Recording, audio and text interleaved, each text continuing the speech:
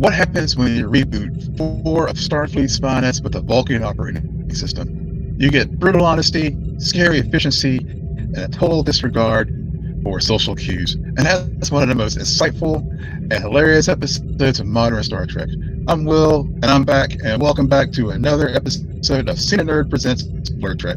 The Strange New Worlds episodes, 4.5 Vulcans, takes a classic sci-fi trope, the mission that goes off the rails. But when other shows might use this as a simple gimmick, Strange New Worlds uses it to hold up a perfectly logical and totally unforgiving mirror to a screen. The setup is simple. A brilliant but pre-warp civilization, the Dissects, is about to have a nuclear meltdown, and only the Enterprise can get there in time. The catch, the Dissects have only ever met Vulcans, so to keep the Prime Directive intact, the away team just can't just look Vulcan, they actually have to be Vulcan. So, Nurse Chapel whips out a modified serum to turn herself, Pike, Uhura, La'an, and herself into Vulcans. This isn't just about the pointy ears. The episode cleverly dodges the easy jokes to make a more interesting question. What happens when your personality gets filtered through pure, unfiltered logic? The answer is a chaotic, funny, and deeply revealing character study that just plain works. Let's be logical for a second. The actual plot to save the Dissects is basically an afterthought, and the episode is completely in on the joke. The away team, now made up of 4 newbies and 1 very seasoned half Vulcan, beams down and fixes the disaster in what feels like 5 minutes. The speed of the solution is all played up for laughs because the mission was never the real story. It's a classic Star Trek MacGuffin, a convenient excuse to toss our characters into a highly illogical mess for our enjoyment. The real fun starts when the antidote, of course, doesn't work. Our 4 heroes are stuck as Vulcans, and the Enterprise suddenly has a command crew that swapped empathy for efficiency. This is where the script by Dana Horgan and Henry Alonso Myers really shines. It completely gets the humor and drama come not from the character simply becoming Vulcan, but from how their human traits get twisted and amplified by their newly logical brains. The episodes doesn't erase who they are, it just turns up the volume way up. It's a deep dive into their psyches using a sci-fi serum as the scalpel. The stage is set for a bunch of wonderfully awkward and insightful moments that tells us more about them than a dozen regular missions could ever. The best part of 4.5 Vulcans is how the transformation hits each character differently, basically finding their most core personalities, traits, and cranking it up to 11. It's not a one-size-fits-all deal. It's a custom-made trip into the self. Take Captain Pike, for example. He doesn't just become logical, he becomes a hyper-efficient, by-the-book nightmare. His natural desire to run a smooth operation gets dialed up to absurd levels. He tries to reorganize the entire ship's schedule into a brutally short rotations, a move so weird and uncaring it almost feels alien. This Vulcan Pike delivers blunt honesty without a care for feelings, which we see most painfully when he is with his girlfriend, Captain Patel.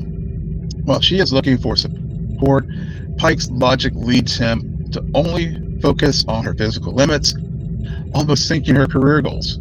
His compassion, his greatest strength by far, is gone, revealing a man obsessed with pure order. Then you've got Uhura. Her job's all about clarity and connection, but as a Vulcan, that gets amplified into a need for logical control in her relationships. In one of the show's most fascinating and uncomfortable subplots, she basically uses a mind meld to fix her boyfriend Beto into a more logical partner. It's a pretty disturbing use of Vulcan abilities that shows how a desire for clear communication can become a form of manipulation at its logical extreme. For Nurse Chapel, her the serum just highlights her workaholic nature and her fear of commitment. She logically decides that personal relationships are inefficient. With cold precision, she dumps Dr. Roger Corby and tells Spock that even being friends with him is illogical. This version is a raw amplified of her own internal conflicts put on display for everyone. But I have to say, the most interesting transformation is La'an Noonien Singh. For her, the Vulcan serum does something totally unexpected. It wakes up her latent augment DNA. Her personality doesn't just become logical, it becomes aggressive, secretive, and hungry for power. This is the episode's by far smartest move, tying a funny premise directly to Star Trek's complicated history with eugenics. Star Trek has a long and very messy history with genetic engineering, a fear born from the eugenics wars and the embodiment by the tyrant Khan Noonien Singh. The Federation's ban on genetic modification is a core part of its philosophy, a line in the sand against the idea that superior ability breeds superior ambition. Half Vulcans finds a really clever way to revisit this idea. La'an, a descendant of Khan, has spent her entire life running from that legacy. When she becomes a Vulcan, the logic doesn't suppress her heritage, it unleashes it in a terrifying way.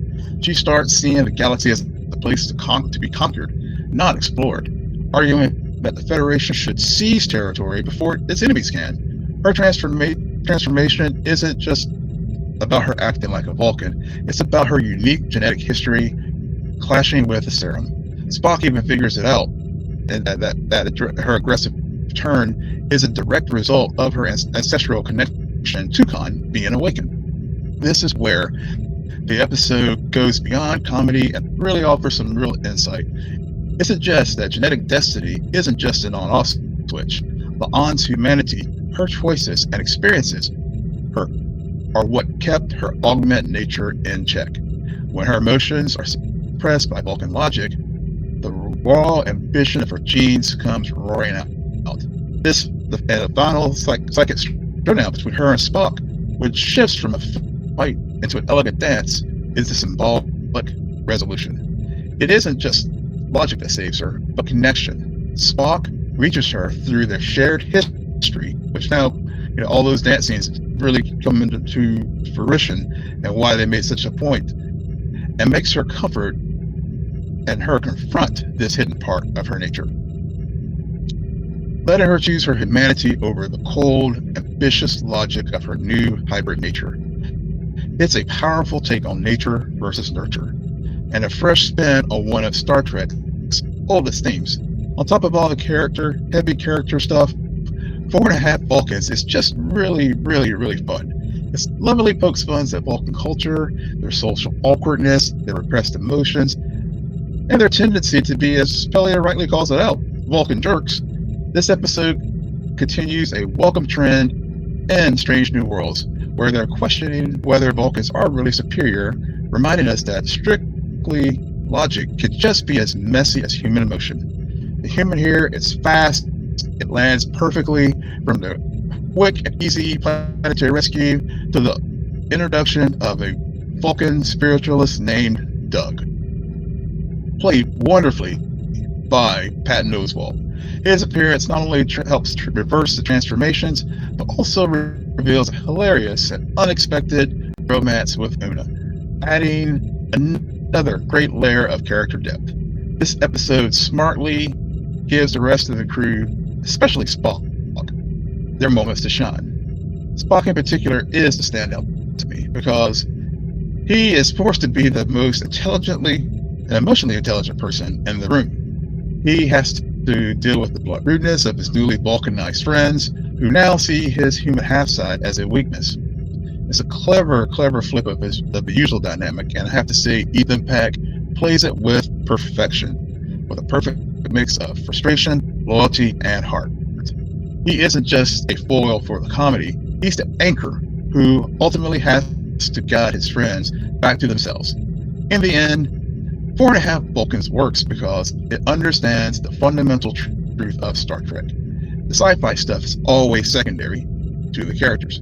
By turning its heroes into Vulcans, this episode doesn't erase their identity, it binds them. It uses a high-concept comedy plot to explore their deepest fears, flaws, and strengths in a way that's both fun and surprisingly insightful. It's a masterclass in balancing tone, blending sitcom-level humor with a serious look at identity and Star Trek's eugenics legacy. It proves once again that Strange New Worlds is definitely at its best when it's taking big experimental swings, trusting its amazing cast to ground even the wildest situations in real human and Vulcan emotion. It's a clever, ridiculous, and heartfelt reminder of why this bright, fun universe is still going. So, let me know what you think. Which character's Vulcan transformation was the most revealing?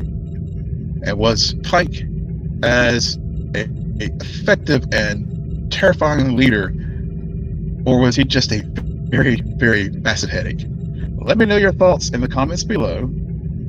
And as always, live long and prosper. And be sure to give this video a like and subscribe if you're so inclined. Live long and prosper.